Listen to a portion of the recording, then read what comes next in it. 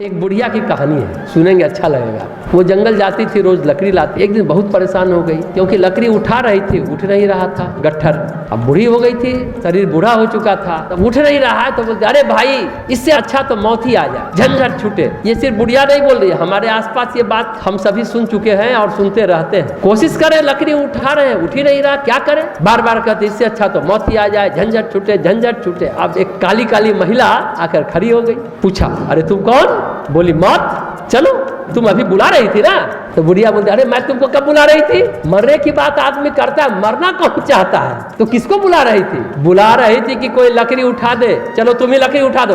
बुढ़िया मौत से लकड़ी उठवाई और तेजी से भागकर अपने घर में घुस गई, जैसे उसको लगता है कि मौत मेरे घर नहीं आएगी। यही तो विडंबना है इंसान की। कथा ये हम सब पर लागू होता है, लेकिन वहाँ मौत भी हंसते हुए चली गई, चूंकि उसका दिन पूरा नहीं हुआ था ना। तो सभी बंधन जो यही कह रहे हैं कि अब हम मरेंगे, अब हम मरेंगे, अब मरना तो निश्चित है, सुग्रीव तो हम लोग को मारकर खा जाएगा, वापस बिना सीता जी के जाएंगे। तो जो यही बंदर मरने के लिए बैठे थे और कह रहे थे भूखे रहेंगे और मर जाएंगे, अब उनको ला के अरे सचमुच में मरना पड़ेगा, हम तो झूठ मूठ में कह रहे थे कि मरना पड़ेगा, अरे ये तो सच में मार डालेगा गिद्ध संपाति, इतना भारी भरकम गिद्ध है, पहाड़ के बराबर है। जटायु और संपाति का आकार तो एक ही जैसा था। बंदर डर गए, सचमुच में हमें ये खा जाएगा। अब जैसा हमने कहा, जामवंत कुछ ज्यादा ही सोचने लगे। कहा अंगद विचारी मनमाही, धन्य जटायु सब को नाही, राम काज कारण तनु त्यागी, हरिपुर ग्याऊ परम बड़भागी। देखिए सॉल्यूशन तो प्रॉब्लम का ढूंढ लेते हैं जामवंत जी। अब क्या बोलते हैं वो सुनिए। अंगद ने मन में विचार कर कहा, उसको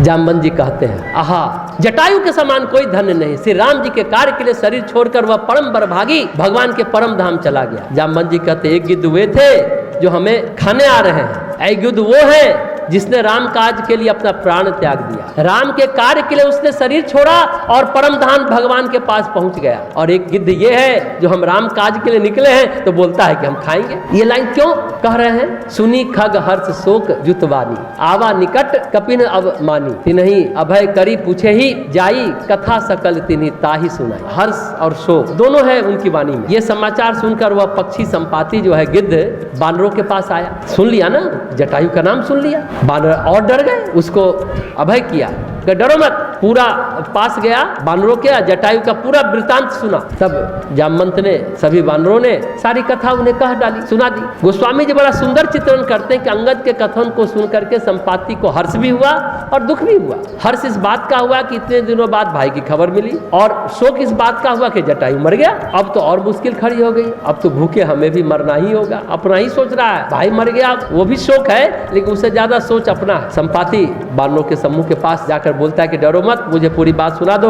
बढ़िया से व्याख्या पूर्वक विस्तार से जटायु की बातों को सुना। तो बंदरों ने जटायु का प्रसंग राम जी से जितना सुना था पूरा उन्हें बता दिया। सुनी संपाति बंधु के करनी, रघुपति महिमा बहुविधि बरनी। भाई जटायु की कहानी सुनकर संपाति ने बहुत प्रकार से भगवान राम की महिमा का वर्णन किया, संपाति ने भी वर्णन किया। और जब यह सुना कि अच्छा राम जी आ गए हैं और जंगल में है, वो राम को कैसे जानता था संपाति? क्योंकि कभी कभी राम की बात जटायु बताता रहता था, वो महिमा को बताता रहता था। तो बोलता है कि हमको राम जी की महिमा मालूम है, यह बहुत खुशी की बात है कि वो मेरे वन में है। तो गोस्वामी जी किष्किंधा कांड के 27वें दोहे में कहते हैं, मुझे समुद्र किनारे ले चलो, मैं जटायु को तिलांजलि दे दूं, तिल चढ़ा दूं, इस सेवा के बदले मैं तुम्हारे वचन से सहायता करूंगा, बोल करके वाणी से। अर्थात सीता जी कहाँ है मैं तुझे बता दूंगा, जिसे तुम खोज रहे हो उसे पा जाओ, ये संपाति कह रहा है। अब चूंकि वो पंख नहीं तो चल सकता, नहीं तो मुझे समुद्र किनारे ले चलो कि श्राद्ध तर्पण कर दे, जटायु का भाई है ना, तो